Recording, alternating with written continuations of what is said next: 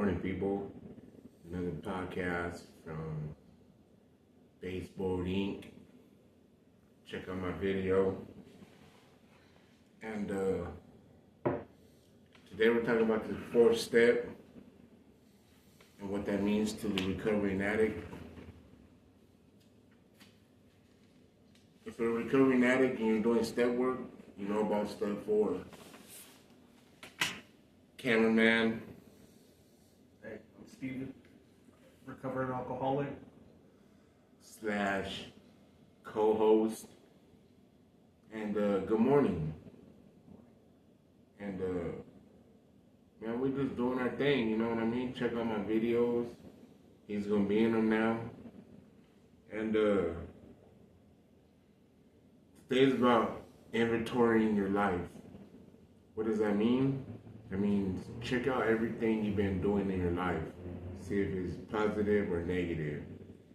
For me, it's both. Good and bad.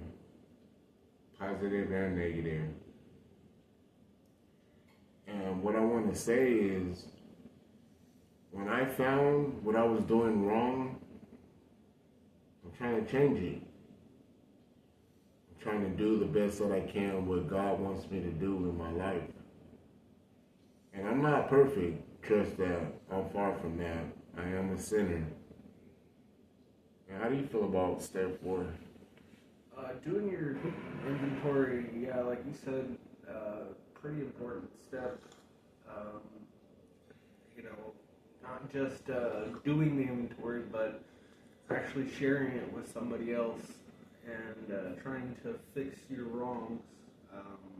That's something that I need to start working on again, because just journaling it, just putting it down on paper, you kind of get a sense of the bigger picture. And for me, most of the underlying problems have all circled around alcohol and my self-centeredness and my ego and stuff like that get in the way. And it's one of those things that you can't be perfect, but you can try to fix yourself little by little, and inventory is a great way to do that. I feel you. Like, I understand what you're saying, right? And let's read what step 4 is. We made a searching and fearless moral inventory of ourselves. You got to do some soul searching, especially if you're a recovering addict and you've been through a lot of stuff. You got to search. You got to dig deep, like deep in your soul, to figure out it could be childhood trauma. It can be anything. It can be you just waking up wanting to get high. But there's something deeper going on with you. Like for me, it was deep. I used to get my ass kicked all the time by my parents. And I still turned out the way I turned out. I'm not saying that's a bad thing because I learned a lot. But sometimes a kid does need discipline. And for me, I needed discipline and they did it. And I still turned out bad. And I'm grateful for my ass kickings. Because there was someone there that really cared, that didn't want me to go down the road that I went, even though I chose it anyway. They were still there at that time. When I fucked up, my parents were there, my mom was there, my grandma was there, my sister was there to whoop my ass when I got out of line. And there was nothing wrong with that. They didn't abuse me. I'm not saying abuse your kid because he dropped some cereal or some shit. You know what I mean? Like some crazy shit. I'm just saying, when it's time for you to discipline your kid, discipline them. Nothing wrong with that. They ain't gonna hate you forever. Some kids will, though. Don't get it twisted. There's some crazy ass kids out there, but I'm just saying. Fearless. You gotta be fearless when you're taking inventory on your life, because ain't no one else gonna do it for you. And that searching, you gotta search deep within yourself. Like, where did it start? You gotta go from start, middle, and end. The beginning. Where did it go? Did you lock it away in your little brain? Or you just don't want to deal with it? Is that why you get high to numb yourself? There's a reason. There is a reason. What do you think? Honestly, I couldn't agree with you more. I had the discipline growing up with my father. My mom didn't ever discipline me, but it came an age where I was out of line. You know, I was hyperactive. I needed, some mental help, and my mom didn't really know how to deal with me, so she sent me to a psychiatrist, and all they wanted to do was pump me full of drugs. That's what they do. And my dad said no. He as soon as he got custody, he disciplined me. It was sit in the corner, then it was, here's the belt, and then it was, here's a steel toe to the shin, and, I got to the point, one day I pissed off his workers enough to get duct taped to a scaffolding, and, it was something at the time where I thought that, my dad wasn't doing his job, and now that I've been a parent, now that I've gone through a little bit of what he's gone through, I know he was just doing the best he can. Right. And that's for all you, don't mean to cut you off, but that's for all you single parents out there. You do the best you can with your kid. They're going to love you when they grow up. Because you were there at their time of need. And I can't say that my parents weren't there in my time of need, because they were. I just chose to go down this road. I chose it. My fucked up thinking everything was cool and dandy, and nah, that shit was not cool. Some of that shit was scary. Some of that shit was life-threatening. And don't think your kid is gonna hate you because you whooped that ass. They're not. They're gonna thank you later. And I wish I could thank my parents, my mom, and my grandma for whooping my ass. Now I understand that shit. At first I didn't understand it. I just thought I was in trouble. But there's meaning behind ass whoopings. And I had to do a lot of searching to understand that. Deep in my core of my soul, I had to search and see where I was going wrong and why I was mad as a kid. And the things that transpired when I was growing up. I had to figure that shit out. Ain't no one gonna tell you. They tell you why they're whooping your ass. But later on in life, you gotta think back to what the hell you were doing when you were a kid, why you got in trouble. And what they meant by that shit when they whooped your ass. I'm pretty sure they told you. Some parents won't tell you. But you know what you did to get that ass whooping. And that's where the searching comes in. You gotta search. You gotta dig deep. If you don't dig deep, you're not gonna scratch the surface. You may scratch the surface, but nah, there's more. There's a lot more. I'm 44 years old. Thank God I made it this long. By the grace of God, this is why I'm here talking to you, because I don't have to do this. I could have been dead somewhere. In my sins, hanging around the wrong people. Anything could have happened to me where I won't be here talking to you right now. But let me read a passage that I wrote about, that I got out the NA book. The purpose of the searching and flawless moral inventory is a sort thought of confusion and contradiction of our lives, so that we can find who we really are. I had to find out who I really was. Sitting in the cell, reading my Bible, that's all I had. I had stored, but my mental aspect, I had to find out who I was. I had to reprogram myself to figure out who the fuck I was, because living in a false world that everything, I just want to get high, that everything's cool. Shit ain't cool. Shit is not cool. I wasted my life. Now I'm trying to get it back. Don't be like me. Don't try to get your life back when you got a good life. Don't fuck it up. Ain't no one gonna tell you that if you do drugs, it's gonna fuck your whole life up. They tried to tell me a long time ago when I was a kid, DARE program, this is your brain on drugs. I didn't believe none of that shit, because I didn't see nothing. I didn't see it. No one scared me enough to be like, don't do drugs. You know what I mean? But now I understand. I'm old enough. I can't blame nobody but myself. I'm taking accountability right now to say that I fucked up. Fucked up my life. And it was nobody's fault. Everybody in my life that tried to help me, I didn't listen to them. Now I'm doing searches. Now I'm being fearless. Now I'm doing inventories of my life to see where I went wrong. Yeah, of course I can blame everybody else. But that ain't shit. That ain't their fault. They tried.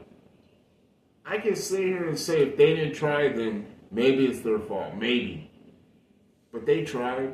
That's what them ass whippings are for. I understand that now. I don't hate nobody. I don't hold grudges. They did that shit because they didn't want me to go down this road. That they already knew what was going to happen.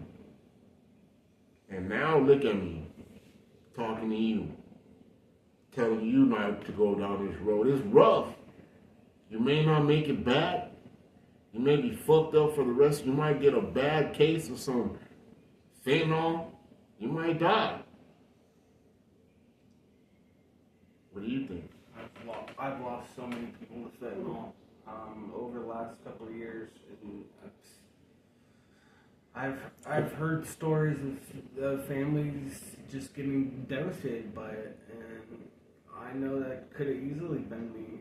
You know, I didn't want anything to do with fentanyl, but there's plenty of people around me that it could have happened to me. It could have happened to me plenty of times, and apparently God had other plans for me, because thank God I'm still here. Right. You know, thank God I woke up today and I have the chance to do this with you. You know, it means a lot to me to be able to start something that you believe in and that I believe in. You know, recovery works. You know, it works. Like they say, it works if you work it. And, right. You know, even if this podcast, you know, doesn't carry on, you know, we took plenty of steps today to get one step closer, you know. Right. So I feel good today. I'm glad you had me today. Thank you.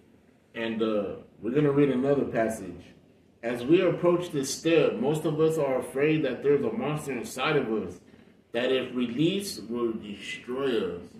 My last podcast was about the monster inside me, and this is where I got it from, step 4. And the monster inside me is horrible. Horrible. He don't care about nothing. He don't care if you're crying, if you're sick, if you're in a hospital. I went to go see my mom when I was high. Her dying days. I didn't care. I was high. That's all I really cared about. But when I sobered up and I was sitting in that cell, all those feelings and emotions hit me. Crying, asking God, why? Why you take my mom? Out of all the people in the world, you could have took somebody else. Could have took me. Why you leave me here and take my mom? Did I curse God? Yeah, I was pissed. But not at that time when she was dying. You see how it is? You see how the disease had me? It's a disease. You see how it had me? My mom was dying. The only person in this world that truly loved me. And I couldn't bear to see her in the hospital because I was high. Think about what the disease does. It's fucked up. It has you on some fucked up thinking. Sick. My brain is sick. I chose getting high over going to see my mom in the hospital. That's something I have to live with. That's the monster. That's the disease. And it's fucked up. I'm going to read another passage. This fear can cause you to put off your inventory or may even prevent you from taking this crucial step at all. We have found that fear is the lack of faith, and we have found loving personal God to whom we can turn. We no longer need to be afraid. Scared. Scared out of my fucking mind. Of doing good, of being sober, of taking on responsibility. I have a son out there. Did I take care of him? Until he was 3. Then his mama took his ass way the fuck across America. Ain't seen him since. Do I blame her?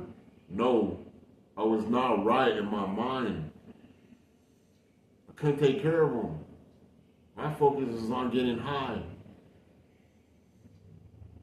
Have I seen him? No. 21 years old. Last time I saw him, he was 3. See what the monster did? What the disease does? But he grew up. He knows who I am. At least I think. And am I ashamed of that shit? Hell yeah. Will I ever see him again? That's only up to God. Will he restore him back in my life? He restored some other people back in my life, and I'm grateful for them, and I appreciate them. But as far as my son and taking care of him or my responsibility,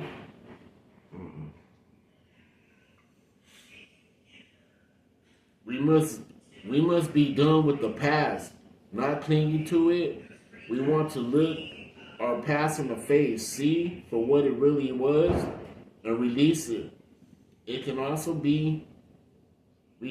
live today. The past, most of us, has been a ghost in the closet. Done with my past. Don't even look back. Straight up. Don't even look back. It ain't good. Now I can see if I was working, doing a 9 to 5, being there for my family, having responsibilities, making good memories. Hell no. I'm making good memories now. I have some good memories of my life. Lost a lot of people to a lot of different things. But now I'm here. Grateful, appreciative, loving, caring, Uncle Corey. I worked to get all that shit back so far. But there's more I want. I can't do that if I'm high. Because if I'm high, I'm in the streets. Ducking and dodging the police. Looking for my next hit. Conniving motherfuckers to get some money. Collecting cans. Kicking it with homeless people in tents and shit. Wherever the case, wherever the drug may take me, that's where I would be. If I didn't want to change my life. If I didn't have a search and feel this moral inventory of myself. That's where I would be. Not going to where I'm supposed to be at, in and out of this house late at night, creeping around and shit. I don't want that life no more. It's not for me. I thought it was for me. That's the sick thoughts in my head telling me everything's cool when shit ain't cool. What do you think? Thank you for sharing about your son. I had no idea. I went through the same thing. My wife left me when my daughter was about 3. she's 5, almost 6 now, and you know, I couldn't bring myself to stay sober to the point where she couldn't face me anymore. She fled the state, took my daughter with her, and I don't blame her. At this point, the past is done. I'm still gonna work towards, the goal of, trying to be in my daughter's life. But once the damage is done, all you can do is take little steps to make it better. You're never gonna fix it. It's never gonna be fully restored. It's gonna be different, and all I can do is try. All I can do is try to be there for my family, like I haven't been, over the last 5 years or so. Last 5 years, I just pushed all my family away, pushed all my friends away, and I spent time with my mistress, alcohol. That was it. Me and my mistress were fine, and I didn't need anybody but my alcohol. And it led me to alleys, led me to, same thing, homelessness and talking to myself, and right down the tube. All of my dreams and all that stuff. I didn't have no dreams. I didn't have no, goals or anything like that. I was living day by day trying to get to the next bottle. So I'm just thankful. Truth. Just thankful that I don't have to do that today. Truth. And that's what it is. It's all about truth. Truth is the hardest shit people don't want to listen to. I can sit here and tell you a lie, you'll believe that shit. But if I told you the truth, you don't want to hear it. And that's how it is in society. They can put some shit on the news that's a total fucking lie, you'll believe that shit. But let someone like me try to tell you about doing drugs, you won't believe me. You know how I know? Because of my views. Nobody wants to hear this shit.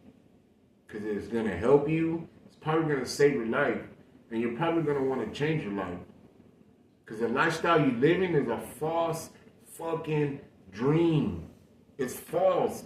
That's not who you really are. Take it for a couple of addicts that's been down that road that you're trying to go through.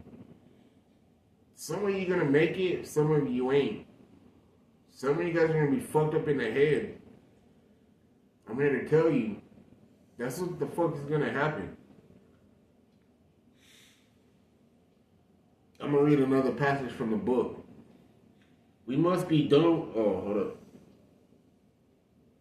I'm going to read that again. We must be done with the past, not to cling to it. We want to look our past in the face, see it for what it really is, and release it so we can live today. The past, for most of us, has been a ghost in a closet. It's a ghost in a fucking closet. Some shit you don't want to deal with. Some responsibility you don't want to take. That's the type of shit that the disease does to you. Takes you to the brink of where you want to kill yourself. It don't want to kill you. It just wants to fuck you up real bad, maim you. Like in war. It's a war. It's warfare. Maim you so you can't. All you want to do is get high. You don't give a fuck if you get your shit cut off or lose a kidney or a liver. This wants to maim you real good. And then when it's all said and done, we're crawling back to God. All fucked up when we shouldn't even never been down that road from the gate. Lost everything. Nobody wants to be around us. We're all dirty. Man the fuck up. People are looking at us like, what the fuck this dude been? Family members, they ain't been home in years. I'm 44 years old. I ain't been home in years. 44 years old, I ain't been home in years. I ain't slept in my bed in years. I ain't ate my mom's cooking in years. Years. Not months, not days, but years. Been to all kinds of places. Been all the way up north, down south. Shackled up, but still, I ain't been home in years. Because of the monster inside me from the disease of addiction. That's where it's going to take you. You may not think so, oh, I'm doing this, I'm alright, whoop, whoop, whoop, and yada, yada, yada. But that shit's going to take you to places you ain't never been before a day in your life. You're going to feel uncomfortable, but you ain't going to give a fuck. You're just going for that next high. But not me. Not no more. Thank God for that. Thank God he put that in my heart. Thank God he stops those sick thoughts. Thank God that I have a chance. At first I didn't have a chance. Now I got a chance to do what's right and right my wrongs. How do you feel about that? I feel moved. I feel like a weight's been lifted. Just when just by talking about it. Just talking about how many times the misery has swept over you when you're coming down, or when you're laying there just trying to sober up, and all you can think about is the next hit. All those times that it's taken away something from me. I'm glad that I have the choice to make sure that it doesn't take any more time from me. It doesn't take anything from me anymore. And I know the disease of addiction, part of it's hereditary, and so it's going to affect my family. It already has, but it doesn't have to affect me anymore. As long as I stick with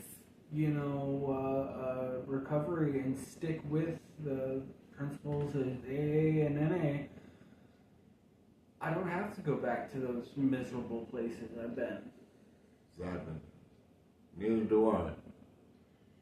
We write about the liabilities such as guilt, shame, remorse, self-pity, resentment, anger, depression, frustration, confusion, loneliness, anxiety, betrayal, hopelessness, failure, fear, and denial. I've been through all this shit. Yeah. Had that for breakfast. Breakfast, lunch, and dinner. Yeah. Because I didn't eat. All these words. They know exactly what's going on with us, and I'm here to tell you, that's what's going on with you. Most of you are in denial about how you want to live your life. You got resentments. You're not at that stage where you're feeling hopeful yet. Hopeless. You're not at that stage yet. But you'll get there. Keep doing drugs, you'll get there. Remorse. Do I got remorse? Yeah. I missed the fuck out of my mom. Am I remorseful for not being there? Hell yeah. I did everything for my mom when I was clean.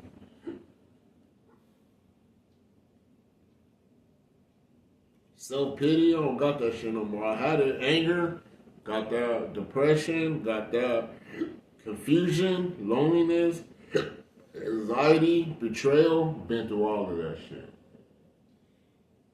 Been through all of it. But I survived. I'm a survivor. Don't be a survivor if you don't have to be a survivor. Put that shit down. Put it down. Pick up a book and a pencil. Go in somebody's schoolhouse. Get educated. Go to work. Do a 9 to 5. Go back home. Go the fuck back home. And deal with your responsibilities as an adult like you're supposed to. And if you're a teenager or a kid, listen to your parents. They fucking love you. And if you're a parent and you got some badass kids, whoop that ass. They'll love you for that shit.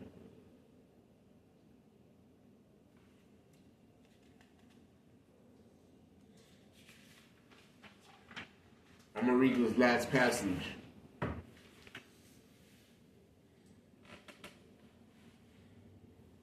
However, we all have an asset. Many of them newly found in the program, such as being clean, open, mindedness, God awareness, honesty with others, acceptance, positive action, sharing, willingness, courage, faith, caring, gratitude, kindness, and generosity. These are all the things that I have now that I earned. No one didn't give me this shit. God did. God, a human didn't give me this. God gave it to me. This is what you get when you recover. But you already have that shit before you start doing drugs. Drugs is going to take this away. And you're going to be on the other page. Remorseful, lonely, angry. That's the other page. But this page right here is the best page. You're going to get all these things back. If you survive, if you make it.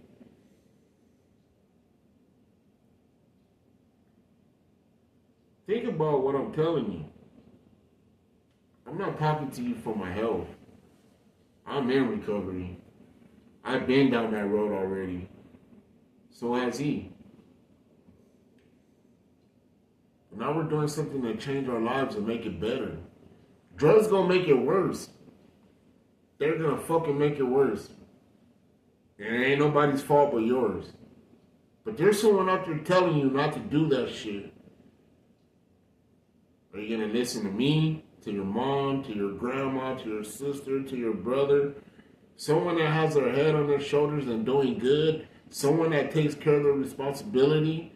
Are you gonna listen to them? Or are you gonna listen to your friend that's doing the same shit you're doing? Think about what we're talking about when we tell you not to do fucking drugs. I wish there was someone out there at the time when I was doing my shit to sit me down and scare the fuck out of me and tell me that if you go down this road, you're gonna be hearing voices, people are gonna be after you, you're gonna be locked up. But no one ever told me that shit, the way I'm telling you. Yeah, I got my ass whooped, but it didn't sink in because I didn't see nothing. But I saw, been to hell and back, met the devil. That's where the disease took me, to hell, left me there. I had to find my way back.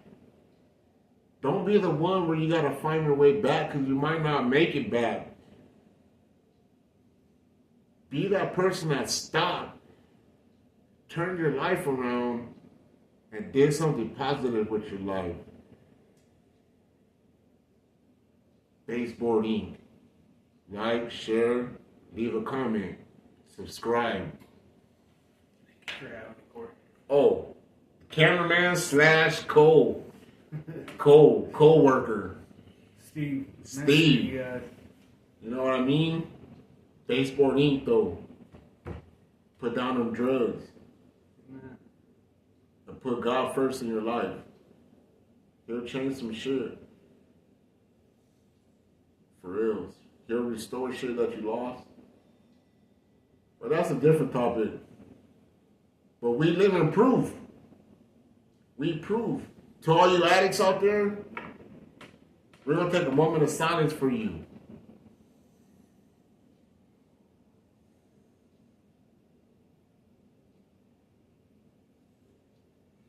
To those who didn't wake up this morning, and God took you home, We'll give a moment of silence to you too.